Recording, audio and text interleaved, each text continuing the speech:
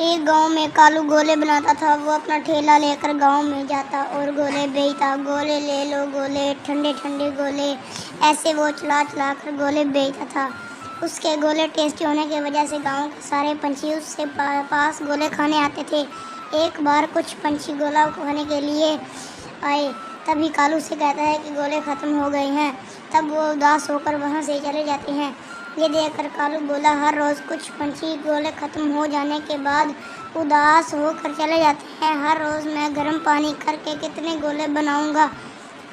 अगर मैं पानी ना गर्म करूं तो कौन पूछेगा। उसके बाद सब पंछी जाने के बाद वो गांव के बाहर तालाब का गंदा पानी भर कर फिर उससे ले आता है और इस पानी से वो गोले बनाता था। फिर सब ने उसका गोला खाया। हर किसी को भी फ़र्क नहीं नजर आया। तब कालू ने सोचा, चलो किसी को कुछ फ़र्क नज़र नहीं आया, अब मैं जितने चाहे उतने गोले बनाऊंगा और सब बहुत सारे पैसे कमाऊंगा।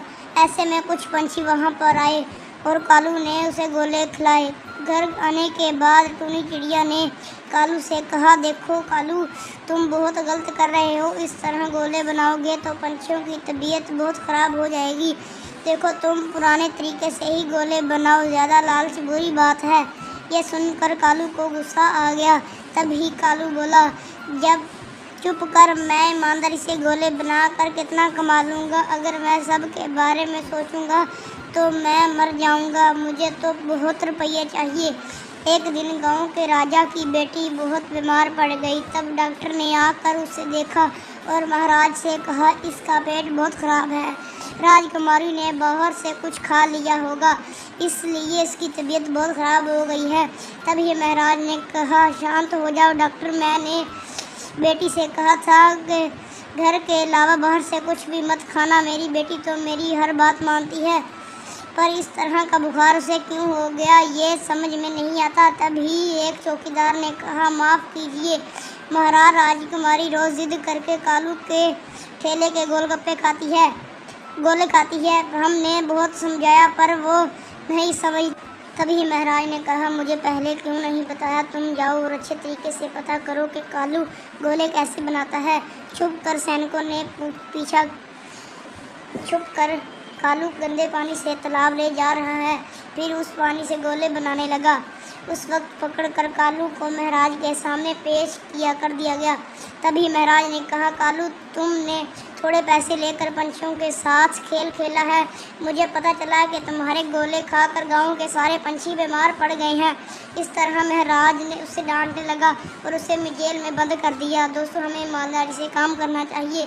थोड़े पैसे लगाकर किसी के एक गांव में टूनी चिड़िया लस्सी की दुकान खोलती है और आइए आइए लस्सी पीजिए, ठंडी लस्सी बेचते, ऐसे चलाकर वो लस्सी बेचने लगती है। उस वक्त गर्मी का मौसम था, इसलिए बहुत ज़्यादा गर्मी पड़ रही थी। इसलिए गांव के सारे पंछी लस्सी पीने के लिए आने लगे। कुछ दिन के बाद टूनी चिड़िया के पास वही कालू ने भी लस्सी की दुकान खोल ली। दोनों के व्यापार में ज़्यादा मुनाफा नहीं था। एक दिन टूनी चिड़िया अपने घर में सोच रही थी कि जब से मैंने लस्सी की दुकान खोली थी तब से बहुत मुनाफा था, पर जब से कालू ने धंधा शुरू किया है हमारा धंधा चौपट हो गया है। तभी उसे याद आता है कि वो दूध और शक्कर ख़त्म हो गए हैं। तभी वो दूध और शक्कर लेने के लिए दुकान पर जाती है। कबूतर भैया, 1 लीटर दूध और 1 किलो शक्कर देना। तभी कबूतर कहता है, टूनी चिड़िया, दूध और शक्कर दोनों ख़त्म हो गए हैं, तुम कल आना, मैं तुम्हें कल दूंगा। तभी टूनिया घर जाकर सोचने लगती है, अरे कल तक दूध और शक्कर नहीं आए तो व्यापार करना मुश्किल हो जाएगा। अगले दिन फिर टूनी चिड़िया किराने की दुकान पर गई। कबूतर भैया, दूध और शक्कर देना। तभी कबूतर बोला, टूनी चिड़िया, अभी कालू आकर पूरा दूध और शक्कर ले गया है, इसलिए ख़त्म हो गए हैं।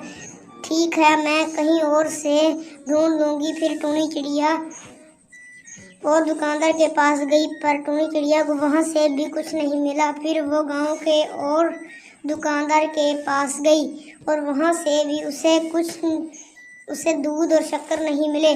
फिर टूनी चिड़िया उदास होकर घर वापस आ गई। फिर वो सोचने लगी, पूरे गांव में दूध और शक्कर लेने शक्कर के खत्म हो गई हैं, ज़रूर गड़बड़ है। तभी कालू टूनी चिड़िया पर नज़र रखने लगा। तभी उसने देखा कि कालू सारे दुकानदार से दूध और शक्कर ले जाकर अपने घर में छुपा रहा है। फिर टूनी चिड़िया के सरदार के पास जाकर उसे कहने लगा, सरदार जी आप तो जानते हैं मैं रस्सी का व्यापार करती हूँ और कालू भी करता है। तभी सरदार जी बोले, तो इसमें बुरा क्या है, व्यापार तो कोई भी कर सकता है। तभी टूनी चिड़िया बोली, सरदार जी कालू के पास जाते हैं और कालू का घर तलाशी लेने लगते हैं।